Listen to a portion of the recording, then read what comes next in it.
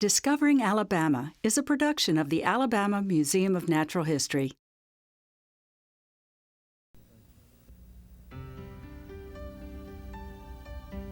This program is about a land unknown to many people, a land that in many ways has escaped the hustle and bustle of modern civilization, a place with bountiful backcountry, forests, streams, and wildlife more diverse than can be found in much of the inhabited world.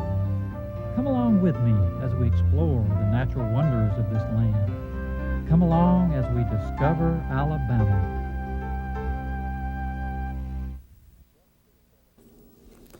Welcome to Discovering Alabama. This is the second part of a two-part series on Alabama's coastal area. In the first part, last month, we visited the coastal area sort of in person and took a trip to explore the great natural diversity of the area. In this part, we thought the office might be appropriate because we want to discuss some of the serious environmental issues that face the future of Alabama's coastal area.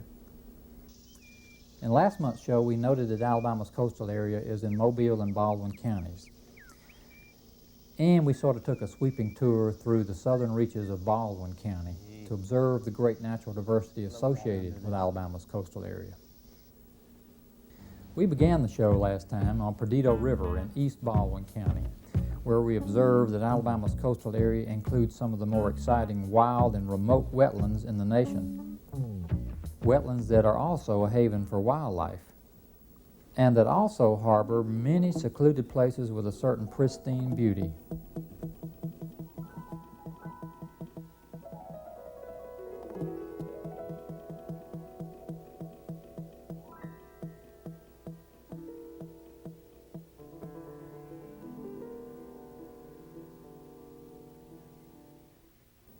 By the time our journey had reached its conclusion on the western side of Baldwin County, we had learned that Alabama's coastal area is indeed a complex and diverse system, including rivers and bays, marshes and dunes, mudflats and barrier islands.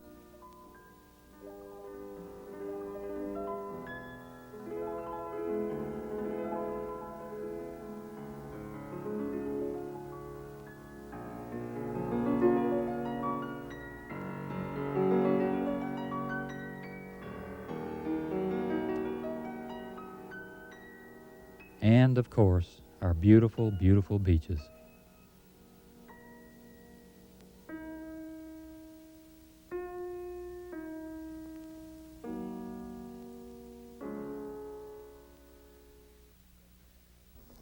And we discussed the fact that this diversity of habitats is critical for the continuing existence of a number of special plant communities, such as pitcher plant bogs and pine savannas, and a number of special animal species, from the beach mouse to the Florida panther.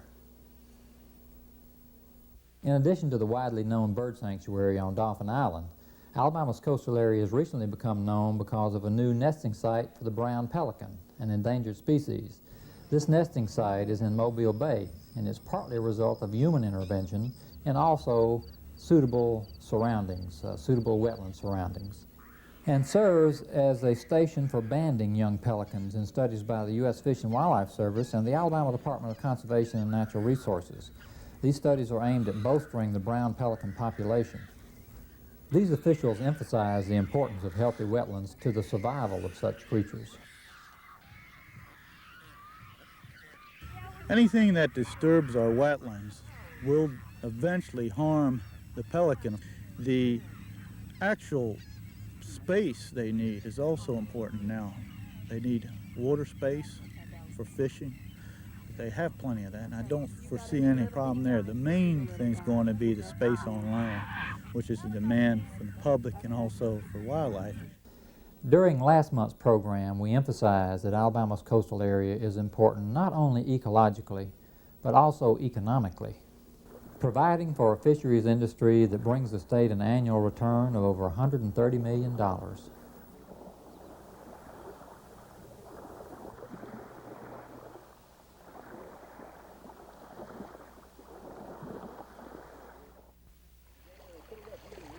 In a visit to Weeks Bay, we looked at some of the specifics of this connection between environmental health and economic health.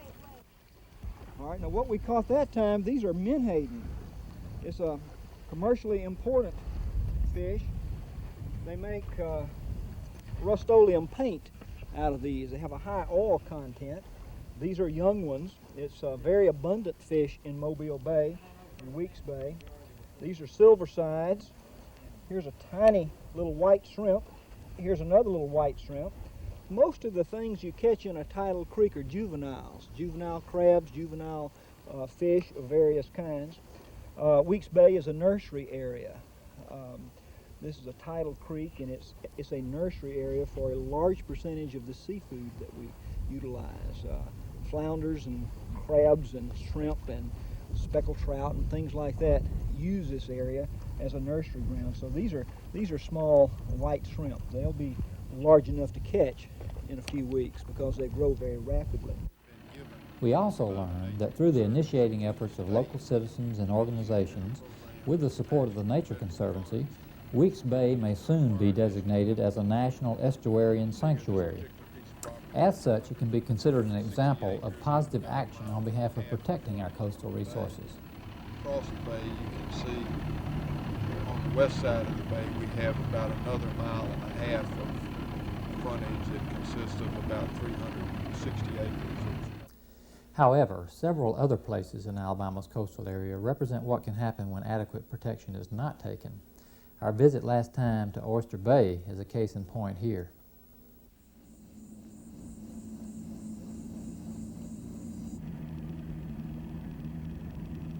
Coming through Oyster Bay and the eastern end of Bon Secure Bay used to support one of the best oystering areas in this state and also the country.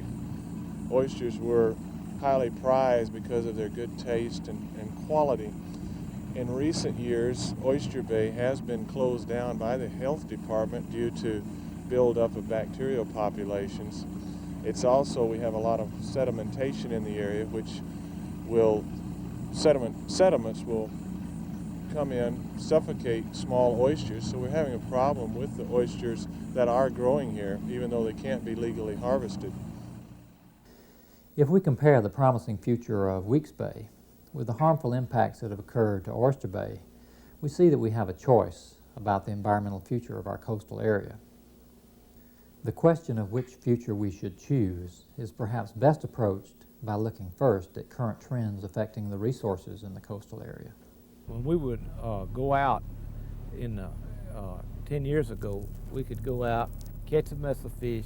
We would have king and Spanish and snapper, and in 6 hours we would have all the fish you could clean the rest of the afternoon. You could just catch any amount. By the time you'd go 2 miles down the beach, you could catch anywhere between 65 to 70 Spanish, go offshore, catch into double figures on kings, catch about 45 to 80 snapper, catch triggerfish, amberjack, and then you would be back in at the dock at 12 o'clock. And nowadays you can go out, and if you catch a dozen Spanish or 2 king a trip, you're doing good. Detrimental impacts to coastal environments in this nation have reached unprecedented proportions. For example,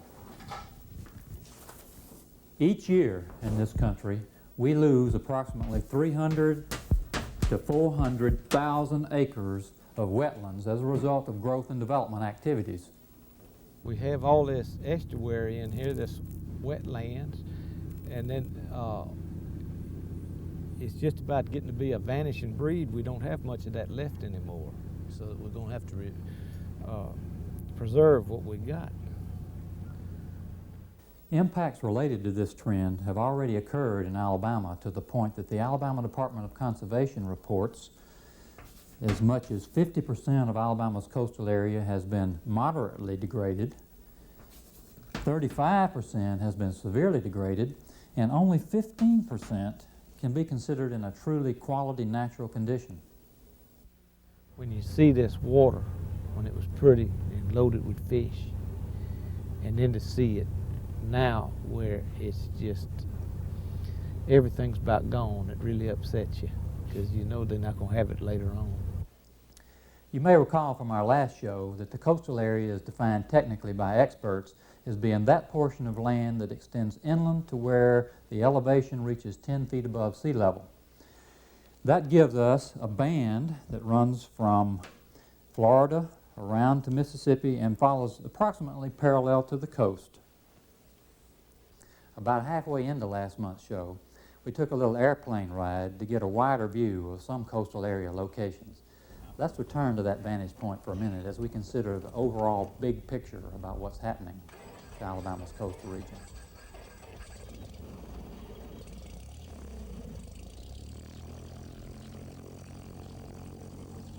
In a sense, Alabama's coastal area is being squeezed from inland practices on one side and beach-related development on the other.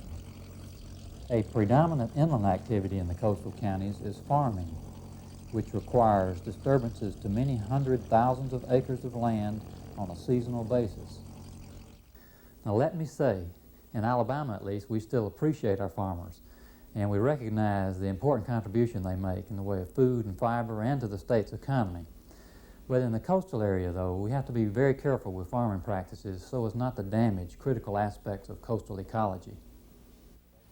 With so many thousands of acres stripped of their natural vegetation and then being annually tilled, an immediate effect is soil runoff or sedimentation into coastal area wetlands, which can be a major source of pollution threatening the health of fisheries populations.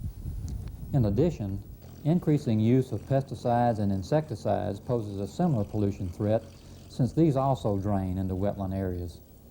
Again, we're proud of all our farmers in Alabama's coastal counties, but as I'm sure most of them will agree, adjacent wetlands need the benefit of every possible conservation measure.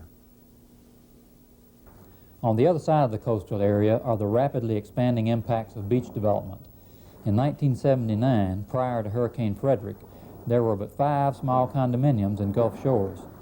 Within only 3 years following the hurricane, there were 60 new condominiums either being planned or built in the area. An obvious effect of such growth has been the loss of natural beach and dune character.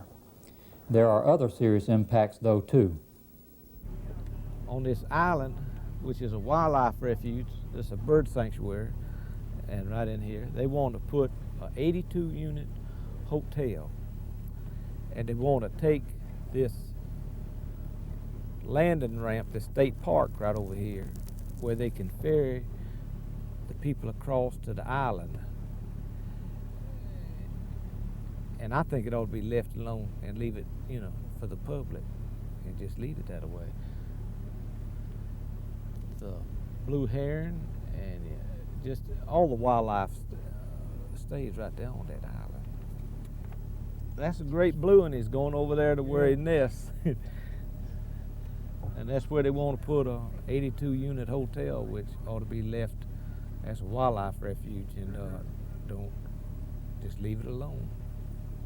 The fish used to be in here real heavy, and right now the water's pretty here for today, but when they have all this development and the sewage is dumped into intercoastal and it feeds back around, comes on back around from Bear Point in here, with the last 2 or 3 years we've been having fish kills here in the cove, which we never had before.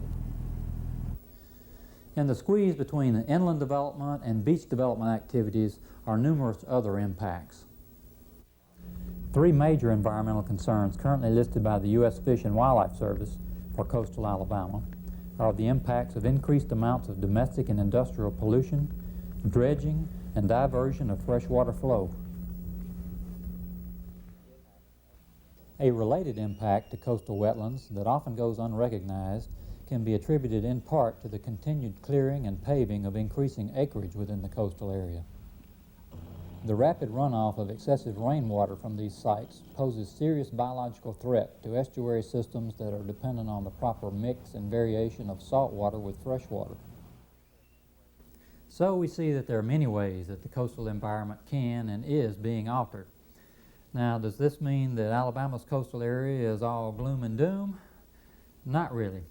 As we saw in our last show, there are many aspects of Alabama's coastal area that are still worthy of protection. Also, there are instances where, thanks to better regulatory controls, environmental conditions have even improved in recent years. An example is improved water quality in some places.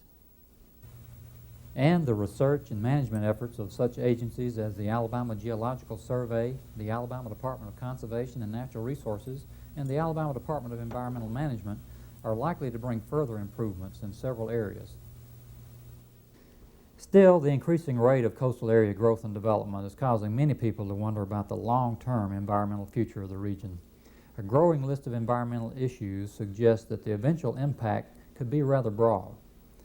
Among those issues have been controversies over whether condominium development is occurring beyond the primary dune line, whether the beach mouse is really endangered enough to be listed on the federal endangered species list, and even a controversy about whether proposed at-sea incineration of hazardous waste may harm the surrounding environment. Most of you, I guess, are familiar with the two opposing sides of such environmental controversy. On one side are the insatiable developers.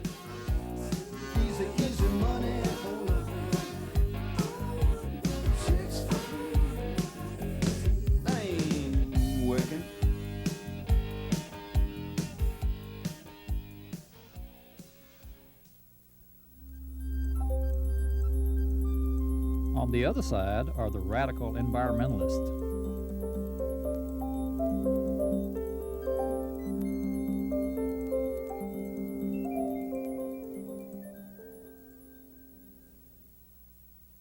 Just a bit of humor.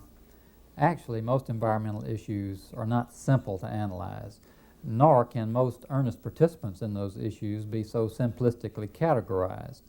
Important environmental concerns usually involve multiple dimensions that often pose complicated or difficult dilemmas.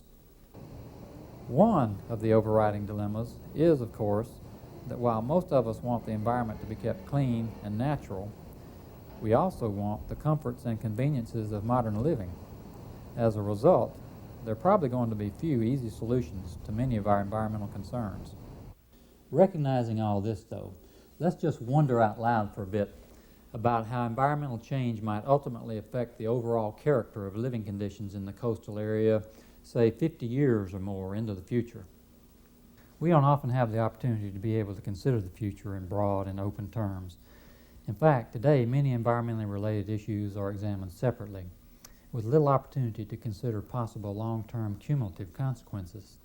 But the overall impact of expansive growth brings to mind the old adage that the whole is greater than the sum of its parts. Already, problems have begun to emerge that were rarely explored or anticipated during environmental reviews of separate development projects. For example, many coastal residents are experiencing the unpleasantness of increased boat traffic in their previously quiet, peaceful bay areas. Similarly, there are lengthening lines of automobiles along roadways that have held historical charm for winding uncrowded through scenic maritime terrain. Property owners, attracted initially by the natural qualities of coastal surroundings, now find their lovely landscapes being blighted by the typical sorts of high-rise development seen smothering beaches in other states. In conjunction with this problem, both residents and longtime visitors of Alabama coast have been hit with a painful surprise. The simple freedom to stroll along the beach is becoming increasingly restricted due to oceanside developments which prohibit outsiders from passing through newly created private beachfronts. In addition, continuing development in the coastal area is posing several unplanned for ecological threats, such as water shortages and associated conflicts over water supply. A related problem is saltwater intrusion into underground areas where fresh water is being rapidly tapped.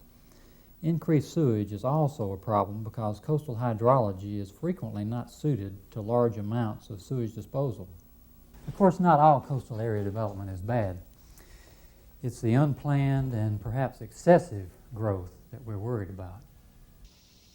Now, Alabama's coastal area includes a fair amount of protected public lands, such as Gulf State Park, for example, which encompasses almost 6,000 acres of maritime terrain. And some people point to these public lands as being sufficient for maintaining the natural qualities along the coast. We need look no further than our neighboring state of Florida, however, to find a reminder of how false this conclusion can be. A number of areas along Florida's coast contain substantial public lands, yet are otherwise so developed and crowded that many Alabamians wouldn't rate them as preferred places to visit, much less as suitable places to live.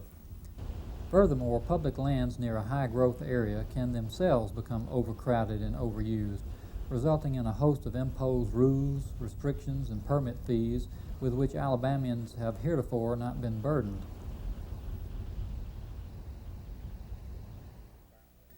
Without adequate environmental planning and protection, we could someday be facing the same kind of situation in our coastal area. The Southern Growth Policy Board has predicted that we in the South will absorb by far the majority of America's population growth by the year 2000. Coastal Alabama appears likely to follow this predicted trend. Fortunately, some developments in the coastal area are trying to minimize the extent to which they impact the environment. Our guiding philosophy in developing here at Sailboat Bay has been from the very beginning to preserve the natural setting, and that has pretty much dictated our type of architecture, our landscaping, the whole site layout here at Sailboat Bay. But too much of even this kind of development can pose problems over the long term.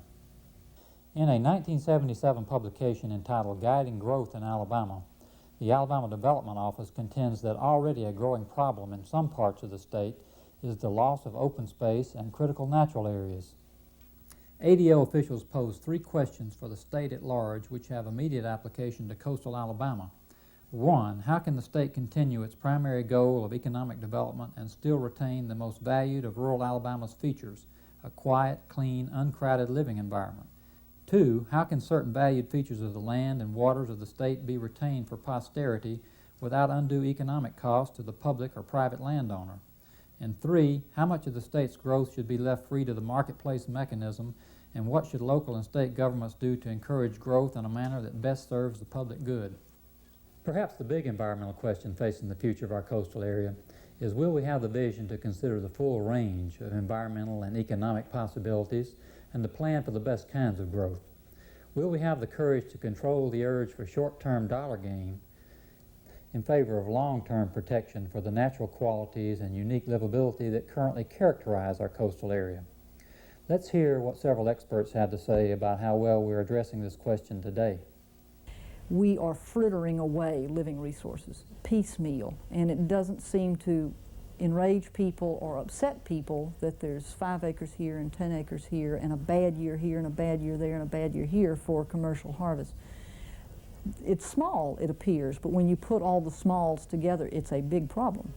And that's not specific, that's just in terms of the living resources, because so many efforts are small in themselves, but all put together or interrelated with each other cause big problems in the coastal area. And too often we just look at the specific issue at hand. You know, should this man be allowed to fill his 25 acres? Or should we close the shrimp season this week or next week? You know, they're little issues, but when you put them all together, it can cause big problems. We've got some problems. We're growing a lot faster in this area than anyone ever predicted. The impact of this growth is only being projected for 1 year to the next.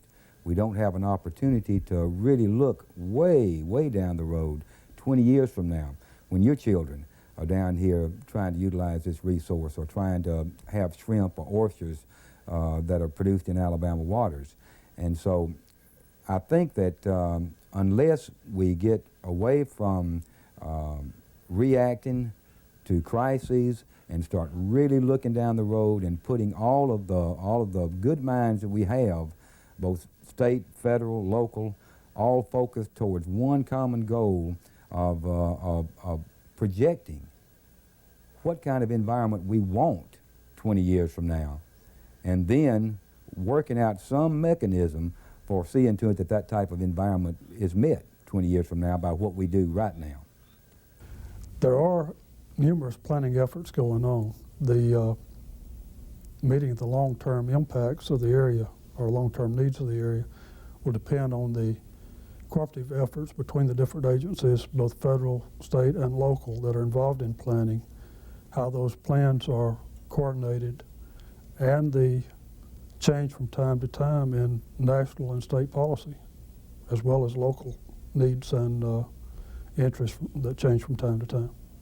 I think the basic cause of the problems is rapid population growth, rapid commercial industrial development without foresight.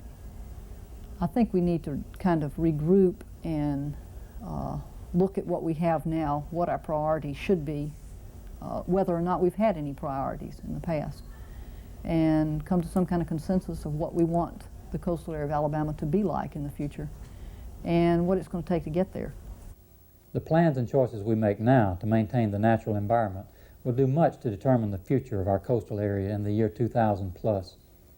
Will Alabama coastal residents be living in a highly developed area with consequent extensive impact both to their natural surroundings and their personal lives?